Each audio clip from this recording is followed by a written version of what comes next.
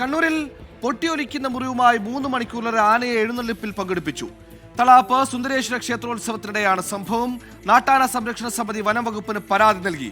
24 വാർത്തയ്ക്ക് പിന്നാലെ വനം വകുപ്പിൽ ഇടപെടലുണ്ടായിട്ടുണ്ട്. ആനയെ തിരിച്ചയക്കാൻ ക്ഷേത്രഭരണ സമിതി തീരുമാനിച്ചിട്ടുണ്ട്.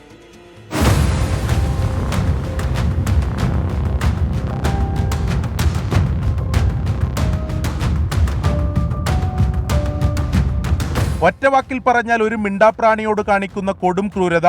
മംഗലംകുന്ന് ഗണേശൻ എന്ന അവശനായ ആനയാണ് പരുക്കു വകവെക്കാതെ എഴുന്നള്ളിപ്പിന് ഉപയോഗിച്ചത്.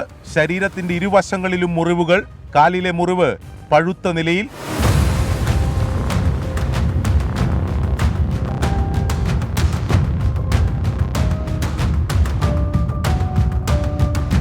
നടക്കാൻ പോലും ബുദ്ധിമുട്ടുന്ന ആനയെ 3 മണിക്കൂറോളം എഴുന്നള്ളിച്ചു. ആന എഴുന്നള്ളിപ്പിന് നിലവിലുള്ള എല്ലാ നിയമങ്ങളും ലംഘിച്ചുകൊണ്ടായിരുന്നു ക്രൂരത.